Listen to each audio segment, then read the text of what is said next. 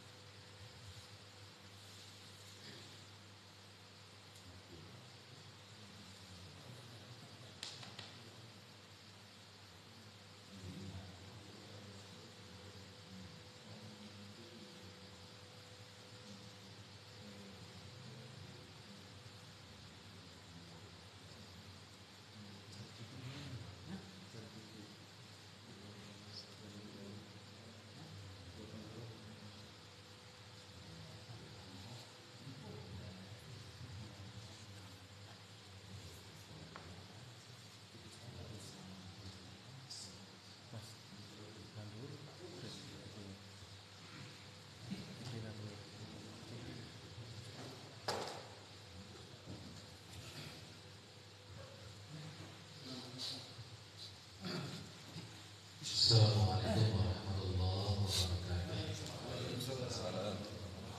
Alhamdulillahirabbil alamin wassalatu wassalamu ala asrofil anbiya'i wal mursalin sayyidina Muhammadin wa ala alihi wa sahbihi rasulillahi ajma'in. Asyhadu an la ilaha illallah wahdahu la syarika lah ilaha wahida wa rabb la ilaha illa ma'budu siwahu wa nahnu lahu muslimun. Wa asyhadu anna sayyidina wa nabiyyana Muhammadan abduhu wa rasuluh sallallahu alaihi wasallam alladzi la nabiyya. Allahumma ya salli ala Ahmad, Allahumma ya salli ala Muhammad, Allahumma ya salli ala al-mahdi khalifatillah ya Allah ya Ahad. Bapak saudara yang hadirin yang dirahmati Allah, mengawali kegiatan kita di Majelis Surah Ribat Nurul Hajati Keramat. Kebetulan kemarin siang sudah dibuka dan diawali oleh guru bersama Buya Dr. Ar-Razi bertempat di Matraman, dan beliau sudah perintahkan, sudah izinkan kita kembali mengulang kembali pelajaran-pelajaran yang berkenaan dengan ketasawufan, pelajaran-pelajaran yang nanti insya Allah akan dipandu, diampu oleh Ustaz Rahmat. Mudah-mudahan ada ustaz-ustaz yang lain juga berhadir bergantian sehingga berwarna dan beraneka warna di dalam kita bertaklim. Pertama, izinkan kami atas nama pengurus Yayasan Ribat Nuraniah Hasimiyah dalam soal Syawal masih mengucapkan taqabbalallahu minna wa minkum, taqabbalallahu ya karim minal wa'idhin wal faizin. Mohon maaf lahir dan batin. Yang kedua, beberapa waktu yang lalu ada salah satu istri dari jamaah kita, Bapak Fauzi, dipanggil kembali ke hadirat Allah Subhanahu wa taala dan dimakamkan di Lampung. Beliau kembali kepada kodratnya sebagai manusia yang lajang. Tapi sekarang lajang berbuntut, ada anaknya. Semoga nanti kita doakan bersama, semoga almarhumah Allah tempatkan di tempat yang sempurna, Allah jadikan menjadi yang sakinah, keluarga menjadi yang diterima oleh Allah, menjadi amal-amal baik, yang menjadi amal ibadah yang sempurna. Allah ampunkan segala dosa-dosanya di masa lalu, dan Allah sempurnakan tempatnya di alam kubur. Nanti akan dibangkitkan sama Allah bersama kita, orang-orang yang soleh, orang-orang yang beriman. Pada malam hari ini ada dua versi di ta'lim kami sudah umumkan. Akan kita baca surat Yasin malam hari ini yang kita fadilahkan pembacaannya kepada istri dari Pak Fauzi. Mungkin Pak Ustaz Ahmad dapat arahan khusus dari Buya, jadi dilanjutkan ta'lim malam ini. Namun kita berharap malam ini sebelum ta'lim kita baca Yasin bersama-sama terlebih dahulu. Kita doakan Pak Fauzi juga tabah dan anaknya tabah menghadapi ini. Kullu nafsin za'iqatul maut. Seluruh yang masin datangnya dari laut. Bukan itu maksudnya. Seluruh yang bernyawa itu akan kembali kepada Allah. Kapan masanya? Wallahu a'lam bishawab. Namun oleh karena itu ta'lim ini adalah bagian kita mempersiapkan diri untuk berjumpa dengan zat Allah yang maha sempurna. Kita persiapkan diri kita mulai dari maliyah nafsiyah, maliyah individu maupun amaliyah sosial. Oleh karena itu mari sama-sama kita malam ini sebelum ta'lim kita baca surat Yasin.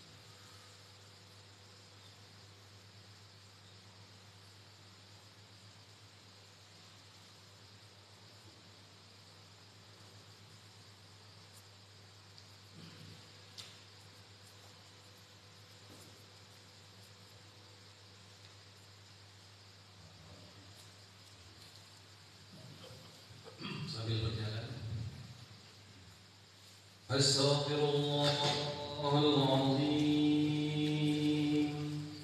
أستغفر الله العظيم أستغفر الله العظيم أستغفر الله العظيم أستغفر الله العظيم أستغفر الله العظيم إلى ربنا سيدنا محمد رسول الله صلى الله عليه وسلم وعلى آله وصحبه وذريته وأهل بيته أجمعين. الفاتحة. أعوذ بالله من الشيطان الرجيم. بسم الله الرحمن الرحيم. الحمد لله رب العالمين الرحمن الرحيم مالك يوم الدين إياك نعبد وإياك نستعين اهدنا الصراط المستقيم صراط الذين أنعمت عليهم غير المغضوب عليهم ولا الضالين آمين. ثم إلى روحي istrinya Pak Fauzi dan kita yang tinggalkan. Al-Fatihah.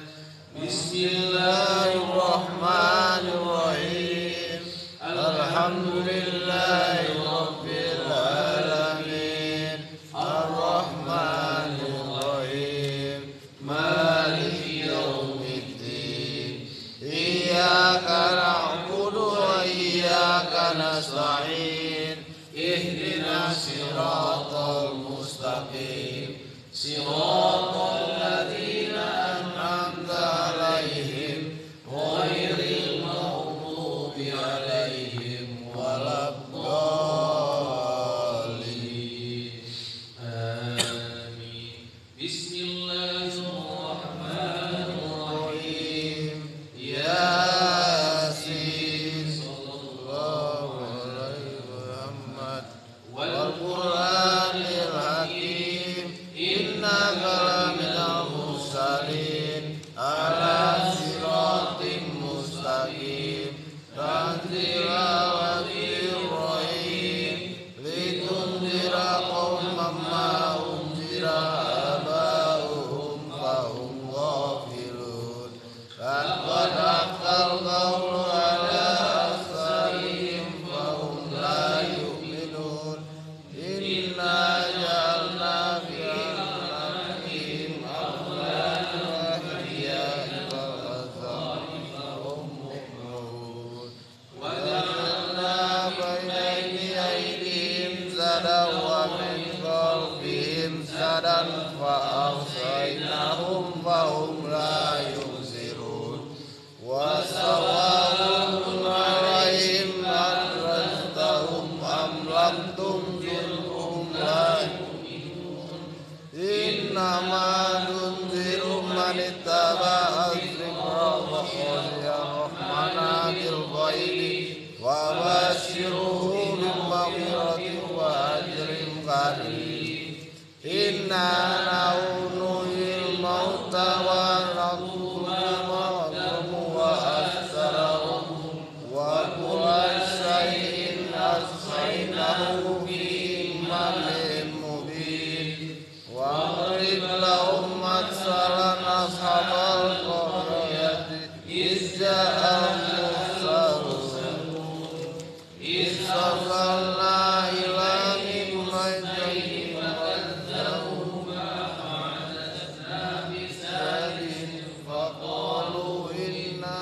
ilaikum mursalun qalu ma antum illa basharun mithluna wa ma anzala ar-rahmanu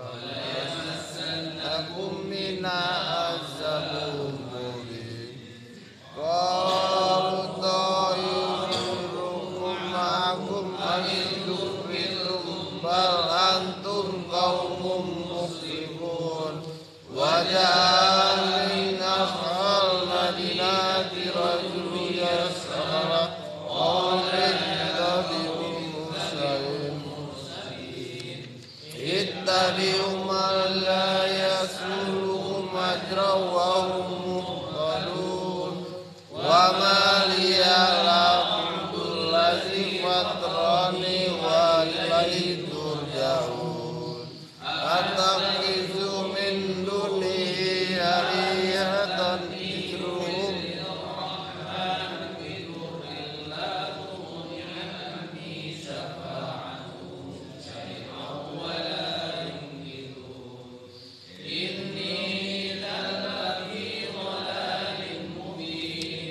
إني آمنت بربكم واسمعون إلا ادخل الجنة قال يا ليت قومي يعلمون بما غفر لربي وجعلني من المكرمين وما أنزلنا على قومه من بعده من جند من السماء وما منزلين إن كانت إلا صيحة واحدة فإذا هم خامدون يا حسرة على العباد ما يأتيهم من رسول إلا كانوا به يستهزئون ألم يروا كم أهلكنا قبلهم من القرون أنهم إليهم لا يرجعون وإن كل لما جامع ليلنا محضرون وآية لهم الأرض ميتة أحييناها وأخرجنا وبثا منهم يأكلون وجعلنا فيها جنات من نخيل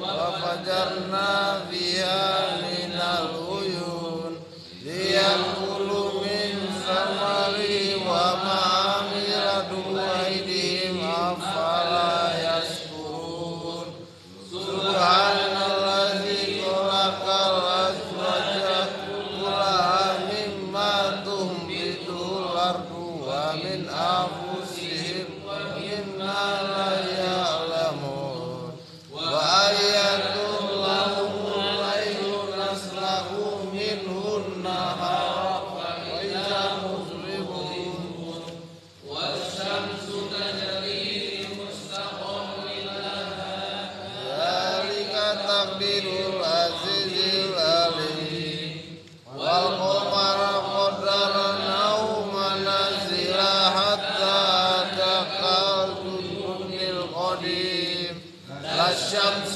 ينبغي لها أن تدرك القمر والليل سابق النهار وكل في فلك يسبحون وآية لهم أنا حملنا ذريتهم في الفلك المشحون وخلقنا لهم من مثله ما يركبون وإن نشأ نغرقهم فلا صريخ لهم ولا هم يحتضرون إلا رحمة منا ومتاعا إليه وإذا قيل لهم اتقوا وبين أيديكم ما خلفكم لعلكم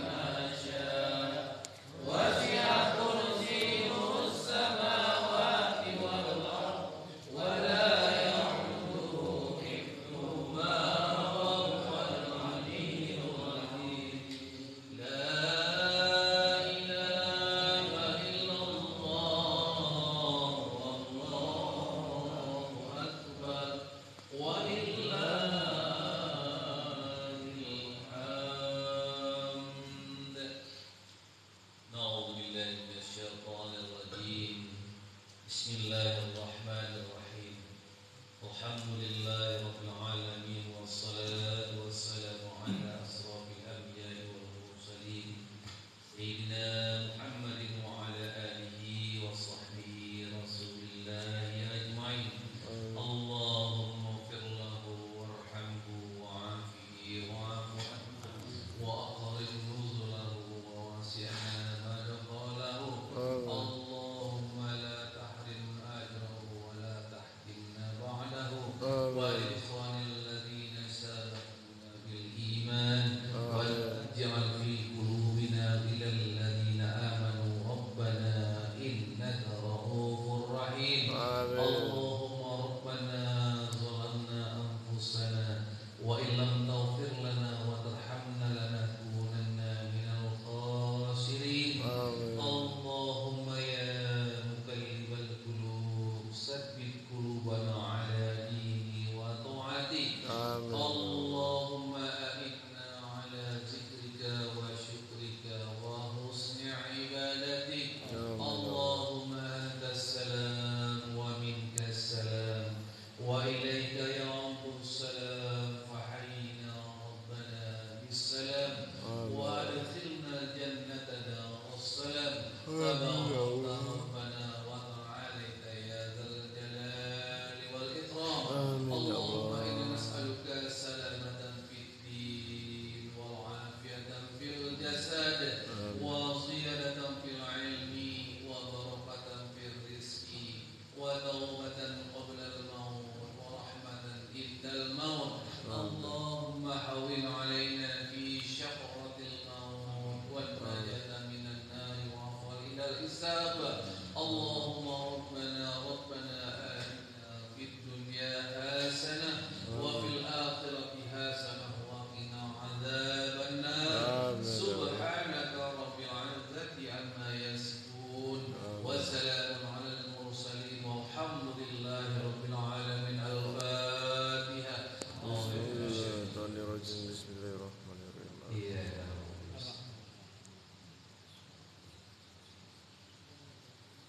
Amin ya Allah, amin ya Rahman, amin ya Rahim, amin ya Wahhab ya Salam. Wa akhiruha da'wahum alhamdulillahi rabbil alamin.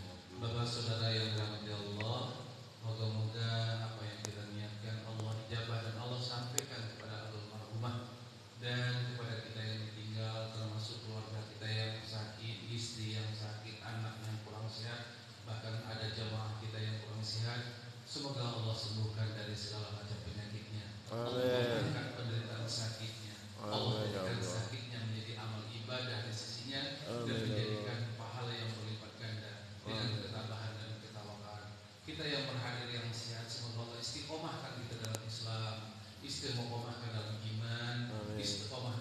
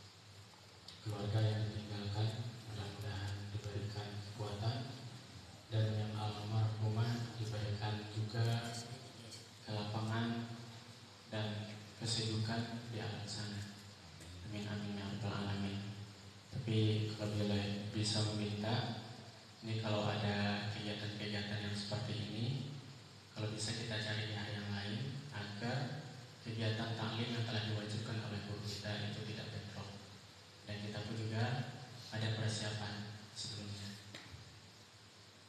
Kemudian salawat dan salam sama-sama kita aturkan kepada baginda Rasulullah Sallallahu Alaihi Wasallam. Beliau adalah jalan kita, beliau adalah puncak tertinggi bagi kita dalam mengikuti dan menyembah Allah Subhanahu wa Ta'ala. Kalau bukanlah karena rahmat dari Allah, maka tentu kita tidak akan tahu jalan pulang. Makanya di antara nama Nabi Muhammad SAW itu adalah rahmat dari alamin. Nah, itu adalah beliau itu sebagai petunjuk bagi seluruh alam. Nah, beliau itu adalah rahmat yang Allah rahmatkan kepada seluruh alam. Karena dengan beliaulah semua makhluk, terutama yang berakal dan yang memiliki akal, pikiran dan hati, itu bisa sampai kepada Allah Subhanahu wa Ta'ala. Maka kita yang telah dipilih oleh Allah Subhanahu wa Ta'ala menjadi umatnya, tanamkanlah rasa cinta kepadanya dengan cara mengikutinya, dan terlebih lagi mengikuti semua sunnah-sunnah dan kewajiban-kewajiban yang telah beliau berikan kepada kita. Mudah-mudahan kita yang telah dipilih ini menjadi umatnya, menjadi hamba yang terpilih nantinya. Amin ya rabbal alamin. Ini udah lama ya Pak ya kita nggak ngaji. Ada sekitar lebih dari 40 hari ya. 40 hari kita lagi nggak ada ngaji semenjak Abu yang untuk waktu pas pertemuan sebelum Ramadan.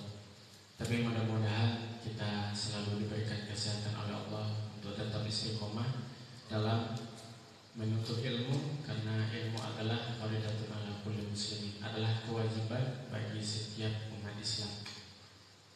Bela Bapak semua sehat ya Pak ya? Sehat Pak ya? Amin. Tapi mesti semangat ya Pak? Lemes sedikit karena puasa ya. Puasa Syawal, puasa Ramadan, dua-duanya. Tapi lemas-lemas sedikit nggak apa-apa lah, asalkan sampai kepada Allah. Karena baik lemas ataupun kuat itu tidak jadi penentu kita sampai kepada Allah. Kadang-kadang waktu kita kuat, kita sampai kepada Allah, ditatap kita oleh Allah. Terkadang pun juga dalam keadaan lemas, kita pun juga ditatap oleh Allah. Nah itu pun tergantung. Tapi mudah-mudahan kita berharap dengan semua amalan kita sampai kepada Allah Subhanahu wa Ta'ala.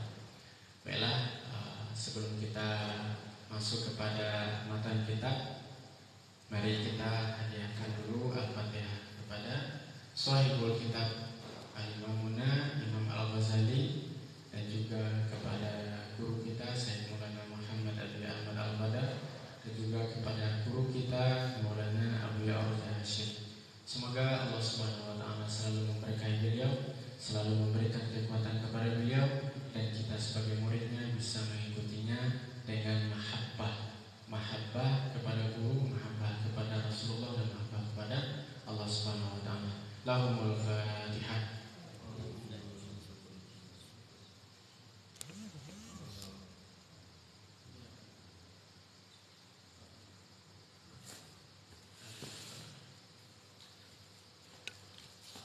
Jadi kita ngulang sedikit pelajaran-pelajaran yang telah berlalu, bahwa kitab ini sebenarnya dibagi kepada dua. Ada yang pertama bab ta'at, bab ketaatan, dan yang kedua adalah bab ubudiyah.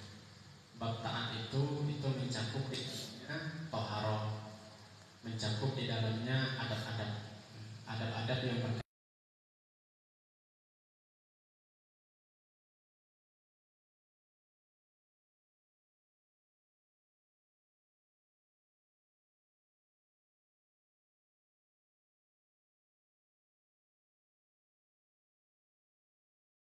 lakukan saat kita sholat dan segala macamnya. Semuanya itu tidak terlepas daripada adab. Kenapa? Di sini beliau tidak lebih dominan kepada fikihnya, tetapi lebih dominan kepada tasawufnya. Karena kalau kajian fikih itu kajiannya hukum, tetapi kalau tasawuf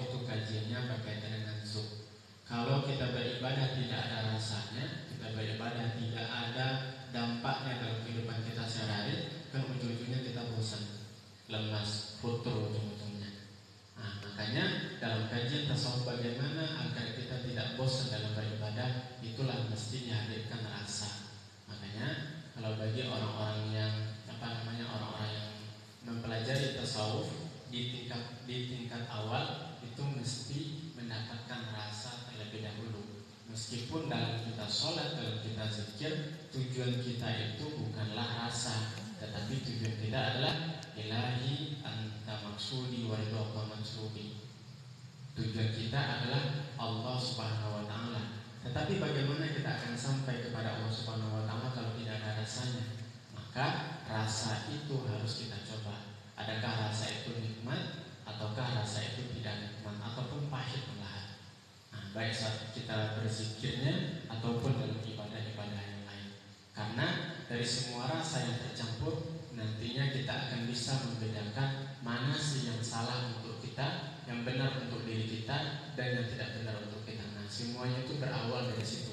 Makanya kajian-kajian yang berkaitan dengan tasawuf, yang nantinya masuk kepada thariqat, hakikat dan ma'rifat, itu semuanya dimulai dengan rasa. Tetapi kalau kajian fikih itu kaitannya dengan panca indera. Nah, gitu. Nah, kalau pada kajian-kajian yang sebelumnya sedikit diulangi lagi bahwa jangan sampai dalam kita mencari ilmu itu salah. Nah, jangan sampai kita dalam menuntut ilmu itu salah. Kenapa? Karena banyak orang yang menuntut ilmu itu untuk memenuhi kebutuhannya, tetapi bukanlah untuk Allah. Nah, di sini beliau mengelompokkan bahwa orang-orang yang menuntut ilmu itu tuh terbagi kepada 3. Nah, di antara yang 3 itu hanya 1 yang sampai kepada Allah. Siapakah mereka? Adalah mereka yang mencari ilmu untuk Allah Subhanahu wa taala. Tujuannya adalah untuk usul dan sampai kepada Allah Subhanahu wa taala. Sementara yang kedua, mereka yang menuntut ilmu itu adalah untuk memenuhi kebutuhan hari-harinya. Nah, contoh sekolah, masuk sekolah agar apa? Agar nanti setelah lepas sekolah bisa cari kerja. Nah, setelah itu tamat kuliah dapat ijazah. Gunanya buat apa? Gunanya adalah mencari pekerjaan. Artinya itu adalah untuk kebutuhan kita, untuk kebutuhan dunia kita.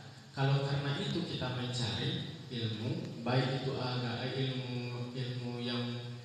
ilmu umum ataupun itu ilmu agama, ya sama aja.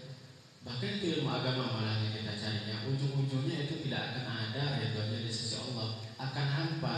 Makanya nanti setelah sampai di akhirat kita mempelajari ilmu ini, ilmu itu dan segala macamnya, ketika kita dihadapkan oleh Allah dengan ilmu tersebut, Allah malah mencampakkan ilmu itu kepada kita, ke wajah kita. Kenapa? Karena nantinya masuk kepada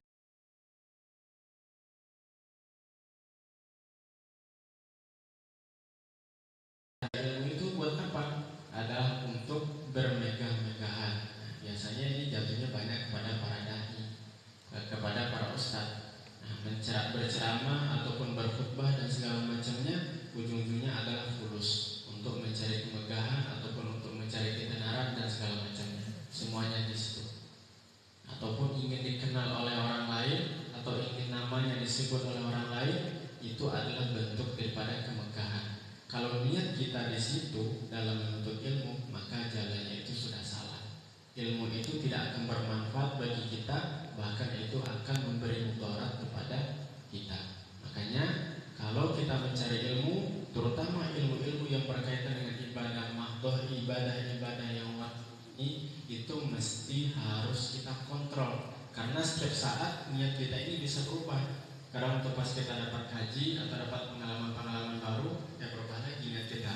Nah, saat niat itu berubah, harus dikembalikan lagi kepada awal. Apa? Kalau dapat anugerah, berarti ini adalah anugerah dan pemberian dari Allah, hasil dari kita menuntut ilmu. Tetapi kalau tidak, ya tujuan kita adalah untuk Allah Subhanahu wa taala. Jadi salah satu jalan yang tercepat untuk seorang hamba sampai kepada Allah adalah dengan mempelajari ilmu agama. Nah, sama dengan kita sekarang ini, mudah-mudahan dengan mempelajari ilmu agama ini kita sampai kepada Allah Subhanahu wa taala. Amin amin ya rabbal alamin. Nah, kita baca matanya. Bismillahirrahmanirrahim. Qala al-imamuna Imam Al-Ghazali rahimahullah, adabus shalah fi adabis shalah. Fa idza faragta min at-taharatil hadathi wa taharatil khubuthi fil badani wa thiyabi wal makani min satril awrati min sirati ila rukbati fastaqbil qiblata qa'iman Maza yujad baina qadimaika bihaitsu la tadammuhuma. Nah, di sini beliau menyampaikan, apabila kalian itu telah selesai daripada bersuci, nah, seperti masuk kepada bab suci yang kemarin adalah suci zahir dan batin kita. Makanya di awal-awal waktu pas kita mempelajari bab wudu itu ada doanya. Kalau kita membasuh muka ada doanya. Kalau kita berniat itu di mana pasang niatnya. Kalau kita basuh tangan, basuh kaki itu semuanya ada doa-doanya. Nah, di situ saat kita membasuh wajah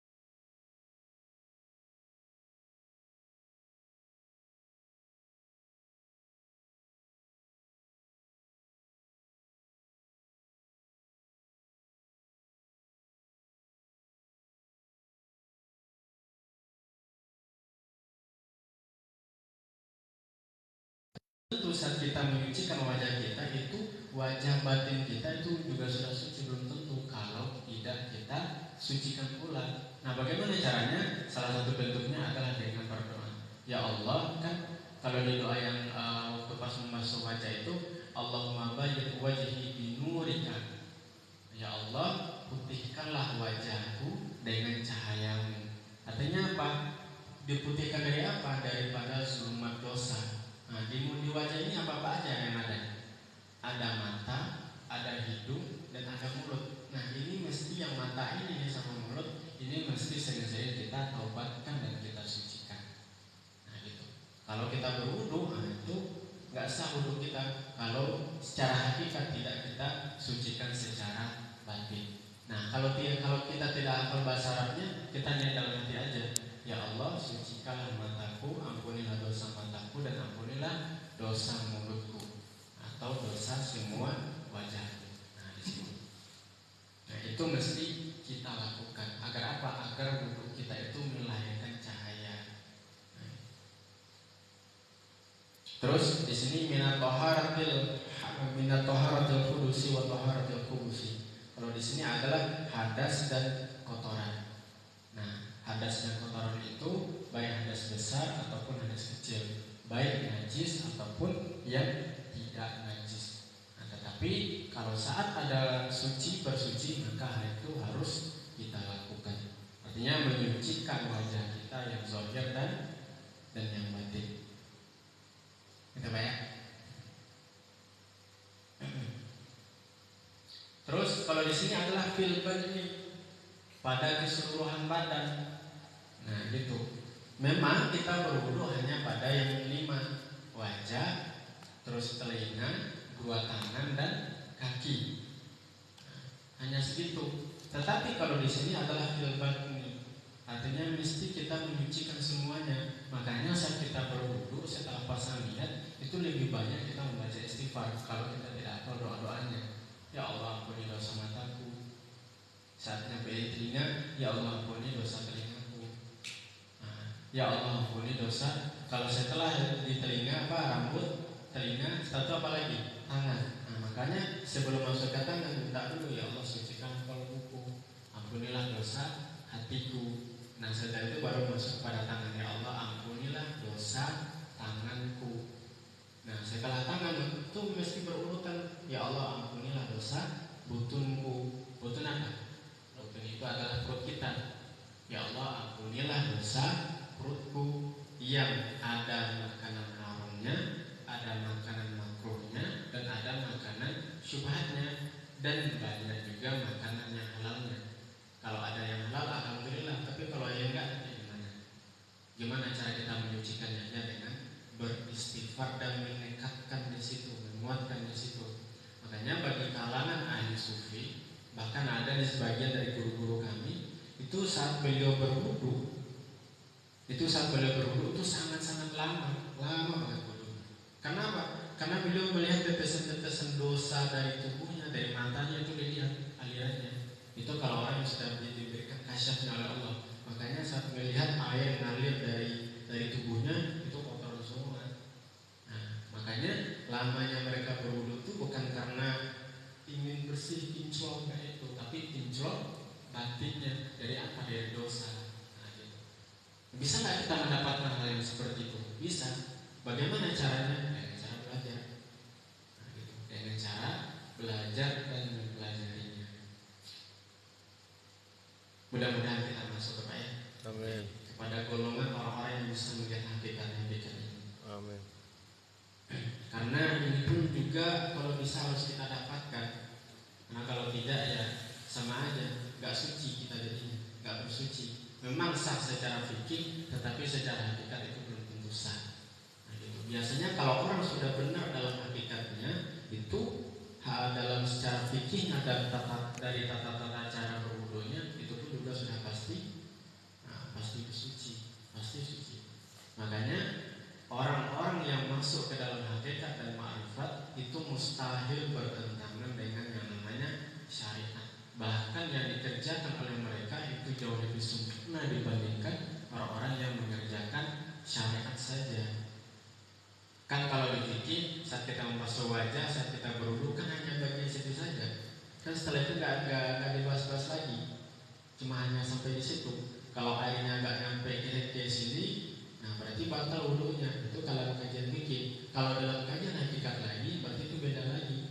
Ini batasan dosa kita yang paling banyak. Kalau dalam batasan-batasan fikih itu saat kita kaji dalam ranah hakikat itu banyak lagi. Nah, gitu. Kenapa kok sampai di sini? Kalau rambut bisa satu helai itu ada hakikatnya di situ, ada kajian hakikatnya. Nah, gitu. Itu mesti dipelajari. Nah, kalau yang mau belajarnya itu nggak sama saya nanti Pak ya. Itu sama Abu ya ataupun sama guru beliau. Yang mempelajari ranah-ranah hakikat dan ma'rifat itu. Fil batni, pada badan ya, artinya kita mesti menyucikan badan kita yang zahir ataupun yang batin. Nah, dengan cara apa tadi? Kalau nggak dapat hafal doanya, ya minimal dengan istighfar. Nah, gitu. Terus wafiyabi, pakaian kita artinya itu mesti disucikan juga rupanya. Apa dosa pakaian kita itu sebenarnya Pak? Dosa pakaian kita. Sini kan seharusnya filbat yang dosa itu kan tubuh kita, badan kita. Kenapa kok pakaian kita itu mesti juga disucikan? Di sini. Kenapa ya Pak? Karena kan pakaian itu lengket dengan kulit. Kalau sesuatu yang lengket, yang dekat dengan sesuatu, itu biasanya ke bawah itu ya. Ya kayak gini nih biasanya kalau orang yang main sama ahli parfum, pasti sedikit banyaknya parfum itu akan lengket ke badannya, benar nggak Pak? Nah segitu juga kalau orang yang main sama minyak tanah atau bensin, sedikit banyaknya bau daripada bensin itu pasti melekat ke tubuh. Nah di tubuh juga dengan pakaian. Makanya pakaian ini mesti disucikan, mesti bersih. Ada istighfarnya juga. Minimal istighfar yang biasa aja. Gitu. Istighfar dalam membersihkan pakaian kita. Karena apa? Karena ini mungkin bisa jadi kalau setelah kita menyucikan badan kita, tetapi pakaian kita saat dipandang oleh Allah itu masih kotor, lupa kita nyuciinnya gimana? Berarti hijab kita dengan Allah itu berarti masih ada. Gitu. Hijab kita dengan pandangan Allah itu masih ada rupanya. Makanya harus kita sucikan pakaian kita. Nah, kalau dalam kajian fikih yang biasa itu adalah cukup dengan memakai pakaian yang rapi, yang suci. Yang suci dari apa? Suci daripada najis dan kotoran. Nah, gitu. Tetapi kalau dalam kajian hakikatnya, dalam kajian tasawufnya di sini, itu mesti kita sucikan juga dari noda-noda dosa kita yang keluar daripada badan kita. Gitu ya. Terus ruang makan, tempat. Tempat itu pun juga mesti disucikan sebelum kita melakukan ibadah, apapun ibadahnya. Harus kita istighfarkan juga. Ya sama juga dengan tadi. Kalau kita udah nyampe, kalau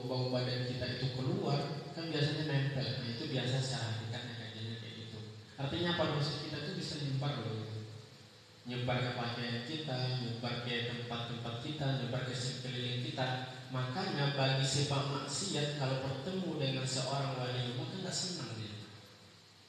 Ada yang resah.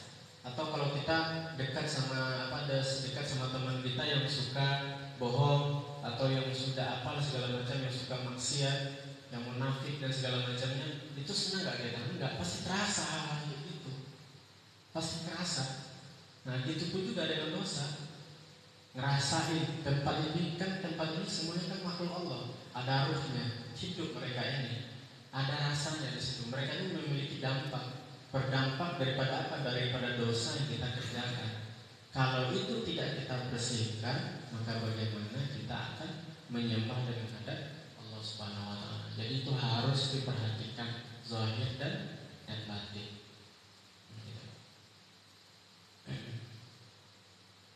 Nah, terus di sini wa min sitratil awrati wa min sitratil rukbati, menutup aurat daripada pangkal paha sampai ke pusat.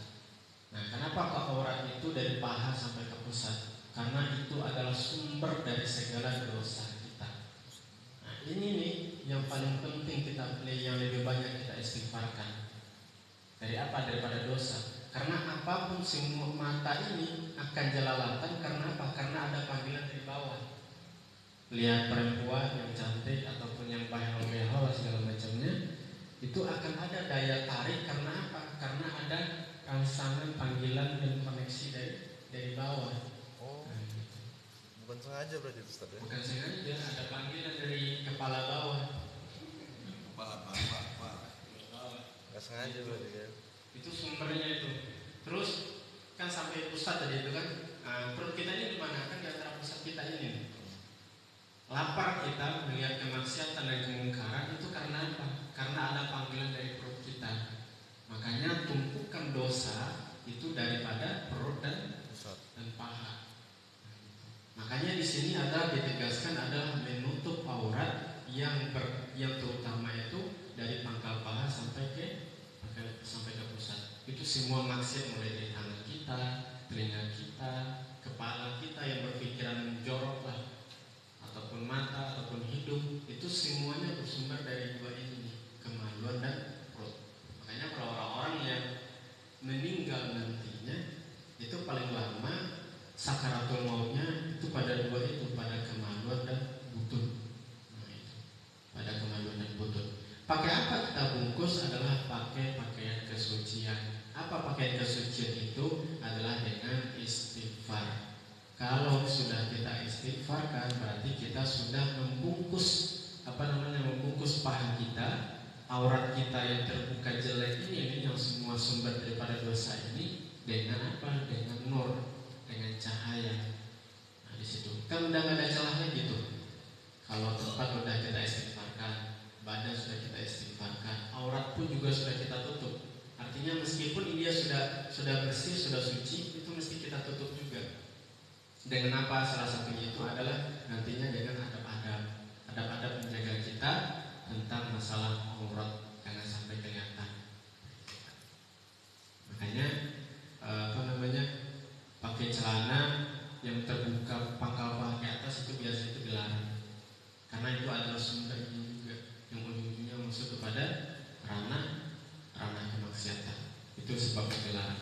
Memancing deh Ustaz ya? Memancing deh. Mancing. Pancing lain.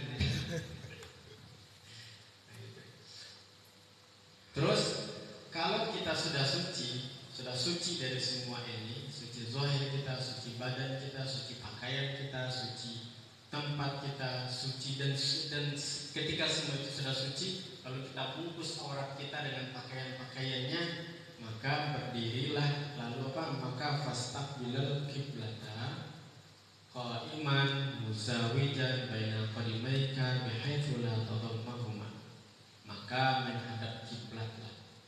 Nah, berarti ini adab salat ya. Maka kita diperintahkan untuk menghadap kiblat qa'iman dalam keadaan berdiri. Nah, kita sholat kan berdiri Pak ya. Kalau yang sanggup, kalau nggak sanggup ya boleh duduk. Kalau nggak sanggup duduk ya berbaring, tijak namanya. Kalau nggak bisa berbaring, ya disolatkan lagi. Nah, disolatin.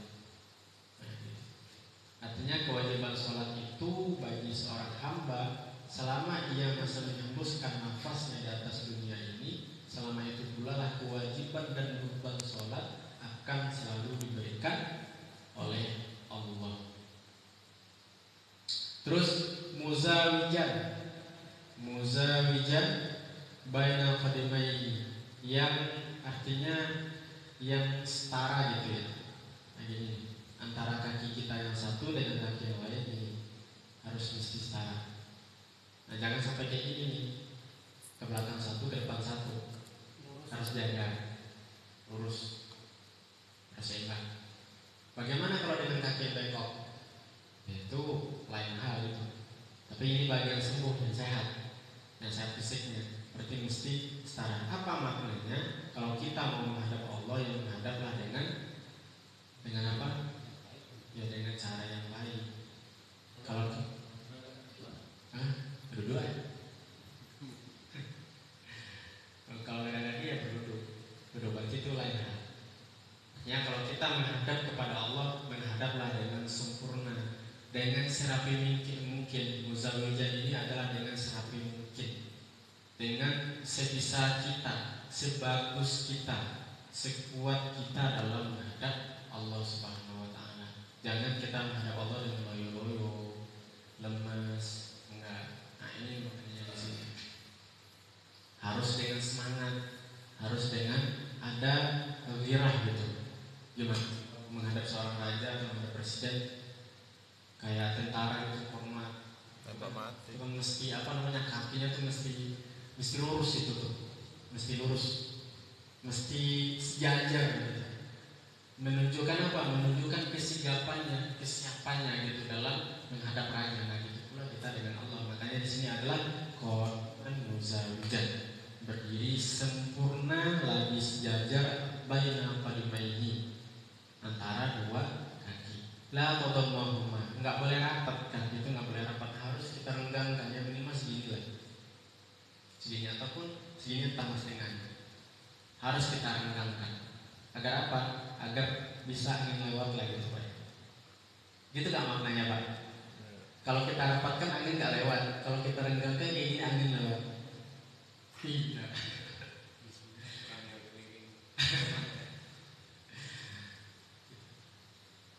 Nah, kalau di sini ini adalah maknanya adalah kita mesti siap. Artinya sama kayak tadi, mesti sigap. Kalau rapat ini bukan laki-laki kayak gini. Kalau perempuan ya rapat, tapi kalau laki-laki enggak. Itulah perbedaan antara laki-laki dan perempuan. Itu mesti renggang sedikit. Enggak boleh rapat. Nah, makanya kalau sholat itu kaki yang di depan itu tuh mesti lurus kiri dan kanan, mesti lurus. Biasanya kan kita bengkok kayak gini nih, kalau dia bengkok kayak gini kan ya. Nah, terus yang satu lagi kayak gini, dia bercabang nih, cara kayak gini nggak boleh. Tapi yang benarnya adalah seperti ini, yang lurus. Tapak kita sama kaki kita semuanya mesti lurus. Nah, itu Pak. Nah, artinya apa? Kesiapan badan kita itu benar-benar sempurna dalam menghadap Allah Subhanahu wa Ta'ala. Nah, gitu. Benar-benar sempurna dalam menghadap Allah Subhanahu wa Ta'ala. Nah, di sini fastaqbilal qiblat itu adalah menghadap kiblat itu, yang pertama yang menghadap zahir kita, dan yang kedua adalah menghadapnya qalbu kita baik ke arah Ka'bah. Kalau menghadap zahir kita, kan kita sekarang ini arah kiblat ini sudah benar belum Pak? Arah kiblat kita sudah benar pas belum dengan arah Ka'bah? Wallahu a'lam. Nah, di sini jawabannya, kalau dekat itu al-qiblata ay'ainuha mutlaqan, artinya itu mesti pas. Artinya apa? Saat kita tahu ke Mekah atau berada di Mekah itu harus pas. Arah kiblat kita itu mesti benar-benar terlihat Ka'bah.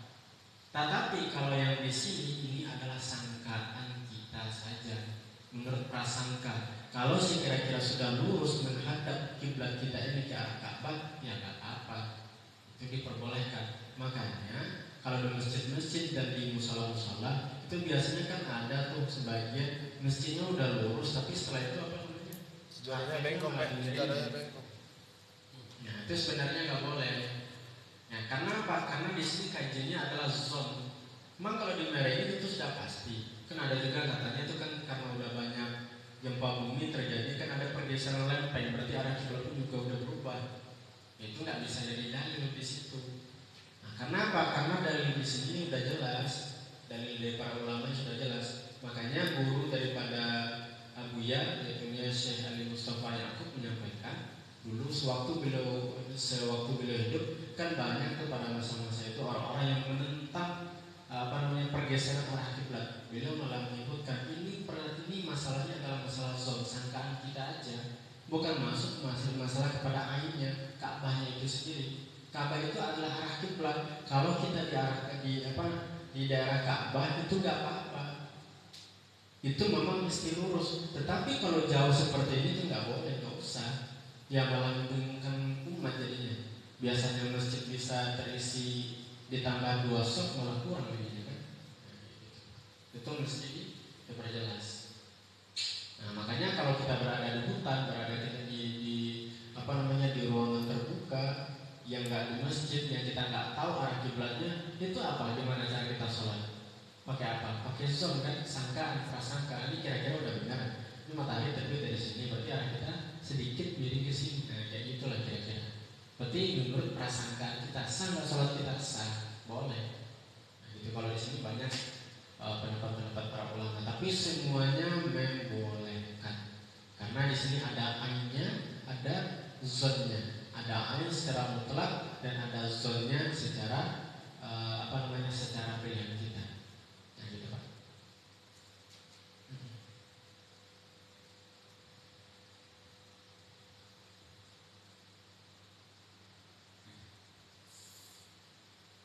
Nah, terus sedikit lagi lah.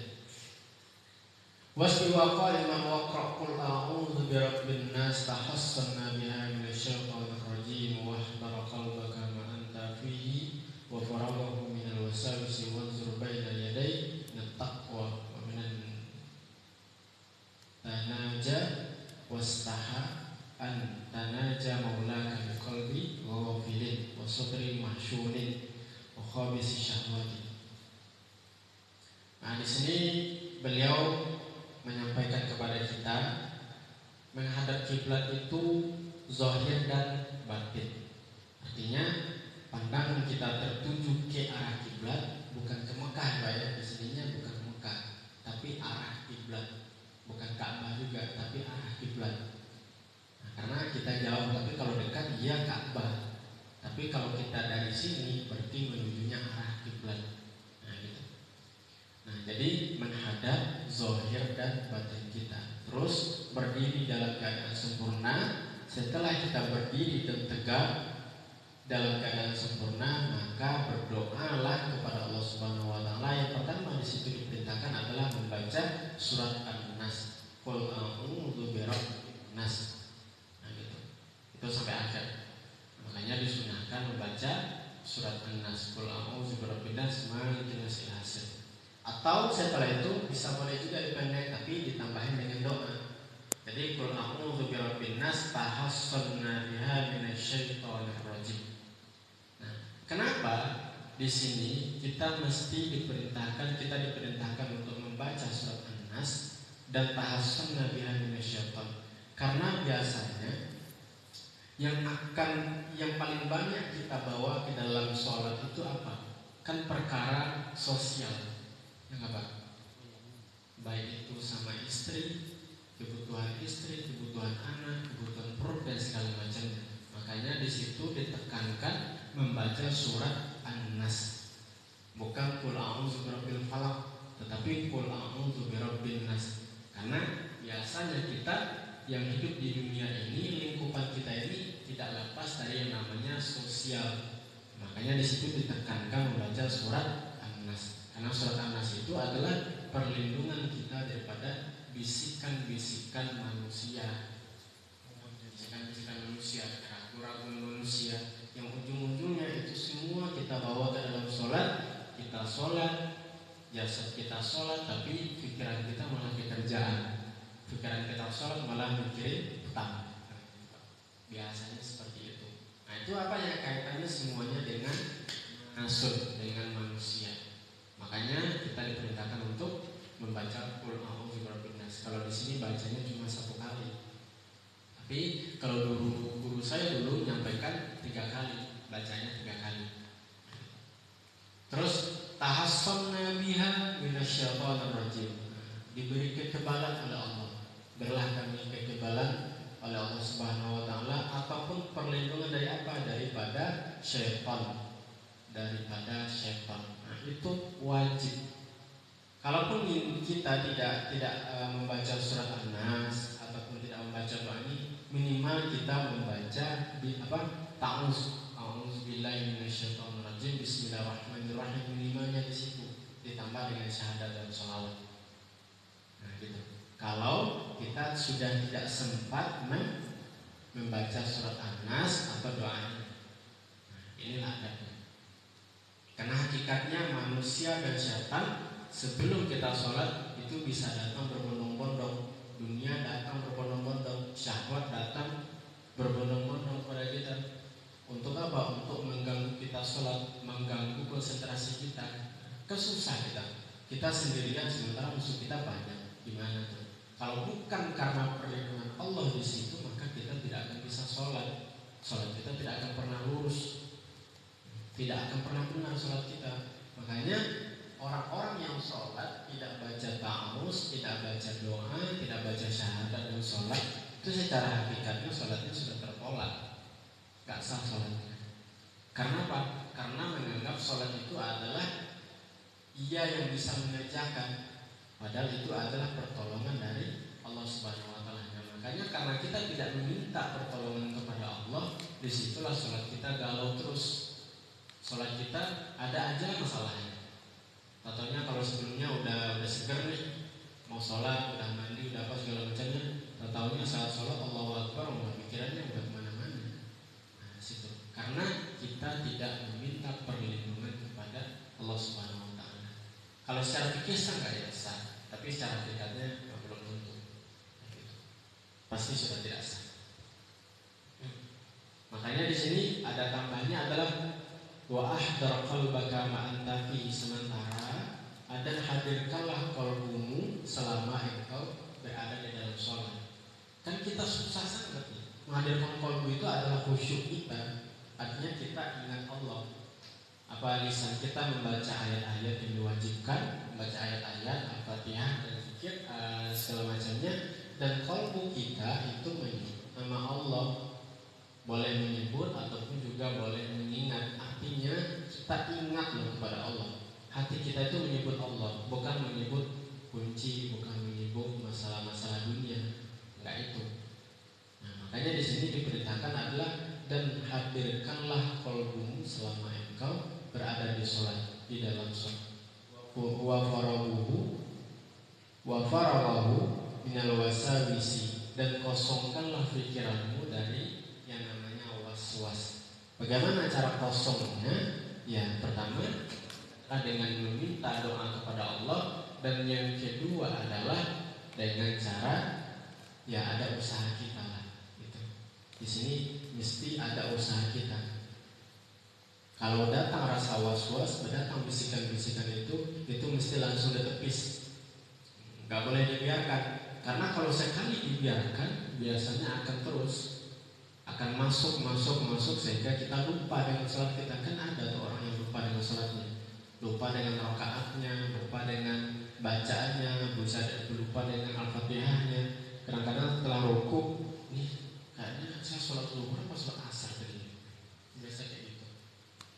Tapi kalau buat pemula yang belum bisa menghadirkan qalbu itu gimana caranya Ustaz? Ya itu tadi, dengan cara membaca Qul a'udzu birabbin nas dan berdoa, minimal syahadat, ta'awuz, talaqul syahadat dan sholawat.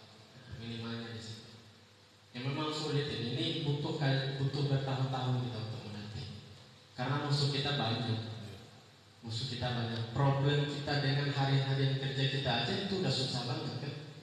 Apalagi melawan syaitan, melawan nafsu dan segala macam, itu memang Tapi kita mesti memiliki niat untuk itu, untuk memperbaiki sholat kita. Mudah-mudahan adalah satu atau dua dari sholat yang kita kerjakan seumur hidup kita bisa diterima oleh Allah Subhanahu wa Ta'ala. Amin. Nah, sampai situ Pak. Tambahan Ustaz, yang tadi pembersih ruangan itu, Apa? Bersihkan ruangan. itu berlaku juga untuk suami istri. Iya. Maksud juga kan kalau kita datang dengan dosa, kan dosa kita nyebar gitu. Ataupun kita sumpama lagi ke hotel nih kan, ya nggak sengaja kan udah azan zuhur atau asar, niat sholat di situ, ternyata hotel itu habis dipakai buat orang. Ya. Nah itu gimana Ustaz? Istighfarkan. Istighfarkan. Tapi dosanya dari orang lain, bukan dosanya dari kita. Ya kan? Makanya di situ istighfarkan, dari situ istighfarkan untuk minta ampun kepada Allah di situ. Istighfar aja, istighfar. Selalu gitu. Istighfar. Makanya istighfar itu mesti didawamkan. Kalau kata Abu Ya, makom yang gak boleh lepas dari seorang hamba itu adalah makom istighfar. Selalu meminta ampun meskipun dia sudah boleh tutup. Ada wali-wali yang udah tinggi, tapi yang namanya makom istighfar itu gak boleh ditinggalkan. Udah Ustaz. Ya. Macatur kayak ini. Apa yang macatur?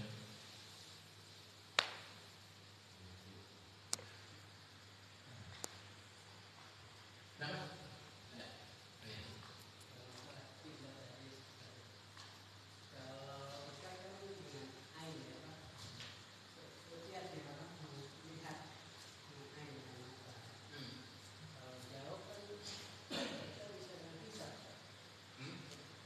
Kalau jauh bisa.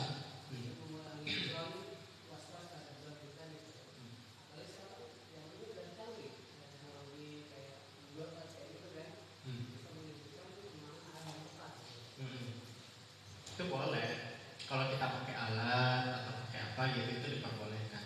Tapi kalau kita nggak tahu ini, kalau kita nggak tahu, kan arah kiblat Ka'bah itu kan kita nggak tahu ini benar apa udah benar apa salah ini. Contohnya melencong kan, kita di sini, Ka'bahnya di sono. Setelah diukur itu benar, kita sampai ke sono, pokoknya lepas. Begitu, makanya di situnya adalah dibutuhkan zone aja, sangkaan. Kalau salah, kalau zone itu boleh salah nggak? Boleh. Dimaafkan nggak? Boleh. Dimaafkan. Namanya aja zone. Kecuali yakin. Kalau yakin itu memang sudah tidak ada zone lagi. Kalau salah ya berdosa. Gitu. Kalau salah ya ada ekoknya. Nah, gitu Pak. Iya Pak. Istighfar hakikatnya memberikan energi negatif atau menguatkan. Istighfar hanya Hakikatnya membersihkan energi negatif yang ada di sekitar kita atau di sekitar kita, atau itu dia menetralkan. Istighfar itu kan sebenarnya menetralkan, mengembalikan kepada tohnya.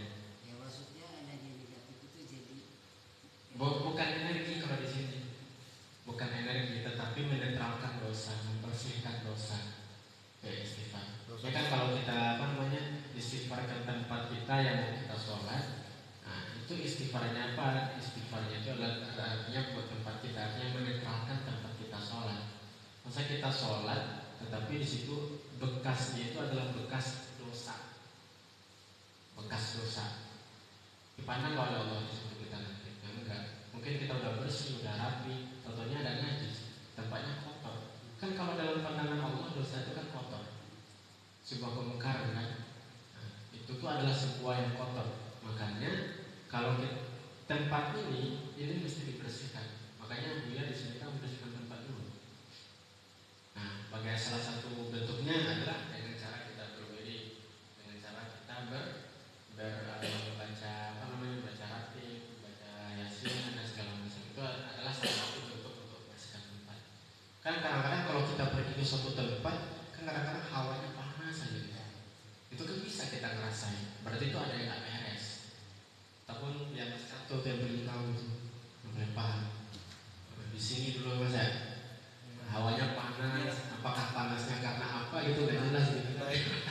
cara kita mengistighfarkannya gimana Ustaz? Ya istighfar aja. Contohnya Bisa saya istighfarkan ruangan ini atau tempat ini itu gimana? istighfar itu bukan berarti kita membaca istighfar. Tidak juga, tapi cukup kita membaca ayat tertentu.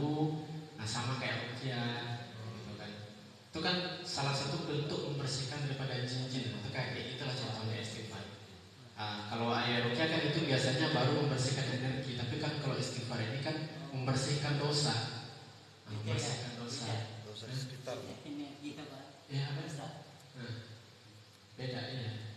Kalau ayat-ayat berarti itu membersihkan jin atau energi-energi yang nggak benar lah. Tapi kalau istighfar itu adalah dengan membersihkan dosa. Astagfirullahaladzim. Ya kita baca astagfirullah tapi niat kita untuk tempat, niat kita untuk pakaian kita, niat kita untuk sekeliling kita, kayak gitu aja.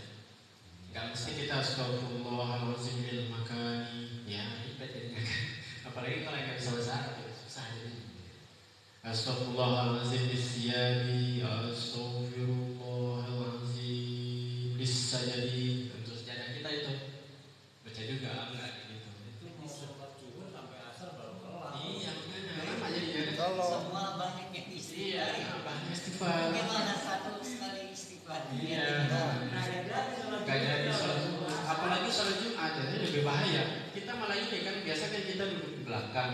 Kita mau pindah ke depan karena ke depan mulai kosong, istighfar dulu kan. Jadi kita baca istighfar tapi niatnya aja untuk tempat ini baik semua keseluruhan atau khusus untuk tempat sejadah kita. Astagfirullahaladzim likulli atau untuk semuanya aja sekalian. Satu untuk semua. Tapi kan Allah sukanya kalau kita istighfar ya kita sebut satu-satu. Tapi kalau kita istighfarkan secara keseluruhan itu sah, itu diperbolehkan. contoh kalau sumpah saya lagi nyuci baju nih Ustaz. Nyuci baju nih. Saya niat membersihkan pakaian ini. Sama cara saya berdoanya seperti ingin mandi wajib lah. Boleh kan kayak gitu. Nah itu baru dapat lagi ilmunya kan. Baru tahu kalau bajunya itu harus kita bersihkan juga, bukan hanya zohir doang. Kalau yang nyuci istri kita, yang nyuci istri kita Hanya jelas kalau kita bawa sholat, ya jelas kan udah bersih dulu dari najis dan kotoran. Ya kalau kita terapkan ya ujung-ujungnya kita nggak boleh istri kita nyuci jadi ya kan.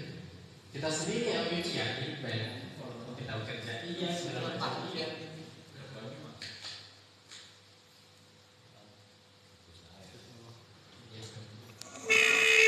Semuanya harus ada istighfar. Sedikit cuma beberapa baris kita baca. Ada lagi Pak? Kita ini sifatnya muzakarah aja Pak. Kadang-kadang ada pun juga pertanyaan saya pun juga nggak tahu jawabannya apa. Jadi kita sistemnya muzakarah aja. Istighfar mendatangkan jodoh gimana Ustaz? Apa? Istighfarnya mendatangkan jodoh gimana? Ada nggak?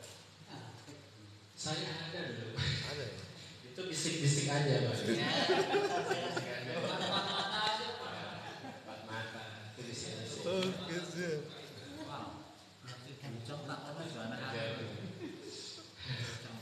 Udah Pak ya? Udah Pak Ustaz. Alhamdulillah Rabbil Alamin, selesai kajian kita pada malam hari ini. Mudah-mudahan ilmu yang kita pelajari bermanfaat untuk kita dan diridhai Allah Subhanahu wa taala. Amin amin ya rabbal alamin. Subhanakallahumma wa bihamdika asyhadu an la ilaha illa anta astaghfiruka wa atubu ilaik. Walhamdulillahi rabbil alamin. Allahumma shalli ala sayyidina Muhammadin tibbil qulubi wa nawaiha wa afiyatil abnadi wa shifaiha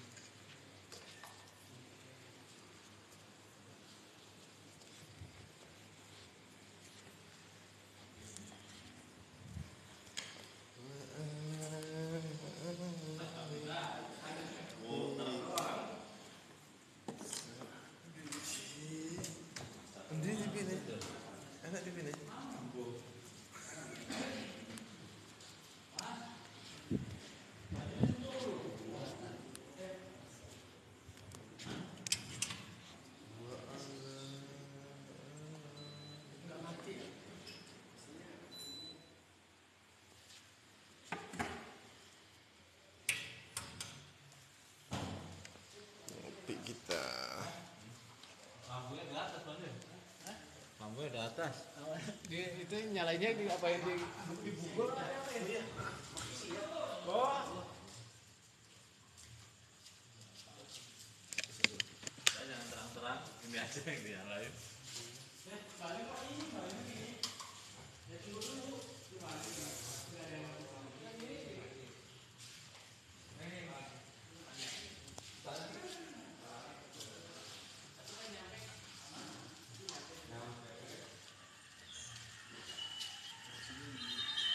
Udah berapa kosong? Hah?